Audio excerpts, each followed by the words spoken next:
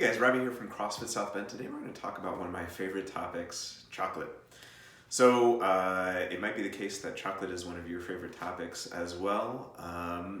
There's certain things that some of us care about and some of us don't. I couldn't care less about alcohol or soda or anything like that, but man, do I love chocolate. So today I'm going to give you a sense of whether chocolate can play a role in a healthy diet or not, and what sort of considerations should go into whether you should have chocolate. So the first thing to say is, if you use our rubric that we sometimes use for how to judge a food, green light foods being the super nutrient dense foods that are anti-inflammatory, they don't spike your blood sugar, they're healthy for you, so on and so forth.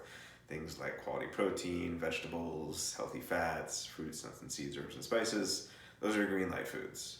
Then over the other side, you got your red light foods. So your red light foods are going to be things like pizza and soda and processed foods, candy bars, ice cream, things of that nature. Things that aren't bringing you any health whatsoever. They're psychologically addictive, they're inflammatory, they put your blood sugar on a roller coaster.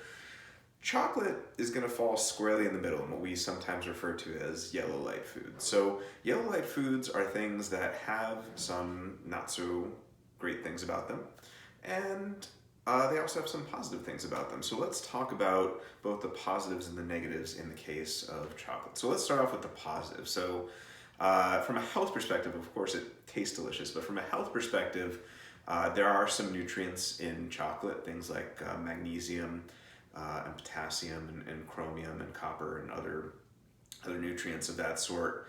There's a compound known as theobromine that can have certain antibacterial benefits. It can, give you a little bit more energy. It's got, that effect to it when it comes to sort of neurological effects. So that's kind of the positive side of things, and it's very, very high in antioxidants. So if you look at pure cacao powder on the ORAC scale, which is the measure of how many antioxidants are in a particular food, pure cacao powder is really, really high up there. So that being said, it would be a mistake to treat chocolate as a pure health food. I think that really is where things sometimes veer off the road. And in particular, the reason is that, chocolate, is very much addictive for a lot of people. So I know for me, that's something I have to watch out for. Probably for you, that's something you have to watch out for. With chocolate, more so than with broccoli or with steak, right? If you have a little bit of it, you're gonna want more. So it can also spike your blood sugar a little bit, depending on how much you eat. So that fact that it's both addictive and it can spike your blood sugar, given the sugar content of it, can also be problematic. So it's kind of that yellow light food, which is to say that you shouldn't be having it certainly on a daily basis, but it's not something you need to avoid, like McDonald's and pizza, for example. So what are the things you should look for, and how often should you have it? So the things that I tell people to look for when it comes to chocolate are, number one, anything less than 70% cacao, in my opinion, is just a Hershey bar. It might as well just be a candy bar. So that cacao content determines how much sugar is in it. And if you have ever compared a 70% cacao bar versus an 85% cacao bar, you know that 70% cacao will have like 12 grams of sugar versus like an 80-85 will have maybe 6 grams of sugar. So you really drop down precipitously with the sugar, the higher and higher you go, and that's why I think 70% is a minimum.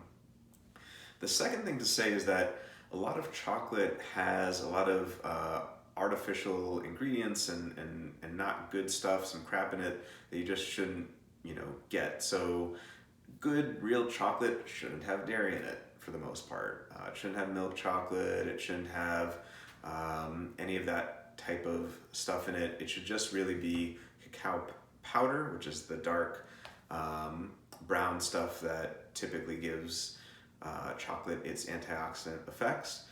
It's going to have cacao butter, which is the fat that kind of gives chocolate that creaminess, and it's going to have some sugar. Unless it's 100% cacao, it's going to have some sugar in it. So you're going to have some sugar, maybe some vanilla or maybe some salt or something like that. But really, besides that, it shouldn't have any soy lecithin.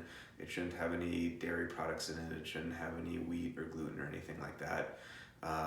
So you want to make it like that. Now, how frequently should you have it? So again, you have to kind of know yourself. You have to know, are you someone like me? I'll be honest here, who, if you have a square or two, you want to have the entire thing. In that case, you probably want to have it less frequently. If you can have a square or two and just leave it be, then, you know, maybe 2 or 3 times a week, in addition to a nutrient-dense food, or excuse me, in addition to a nutrient-dense diet, wouldn't necessarily be a bad thing. So that can be a way to do it. Another way to do it that I've taken to doing is, there's something about buying an entire bar that it's almost like the bar is challenging you to finish the entire thing. Maybe that's just me. So I've taken to buying smaller bars, and that way I have a smaller amount. That's another way you can do it. In terms of what types of bars to get, you know, Whole Foods, local good grocery stores that have kind of the fancier chocolate, those tend to be better items. Alter Eco is a brand that I really like. They make a really good 85%, a really good 90%, a really good 70%. One other thing to mention about those cacao percentages that you should keep in mind is that not all are created equal. So you could get an 85% from one brand that tastes like a chalkboard and an 85% that tastes really good from a different brand, and that has to do with the relative balance of cacao powder and cacao butter. So don't write off all 85% or 90% chocolate if you just had one bad experience. Hey, go out and experiment, right? I'm telling you to go out and experiment with chocolate. So that's another thing to keep in mind. All right, guys, so hopefully now you've got a better sense of where chocolate fits in the hierarchy of healthy foods, whether you can have it long-term as part of a healthy diet, and what things to look out for. Thank you guys so much for tuning in. We'll see you next time.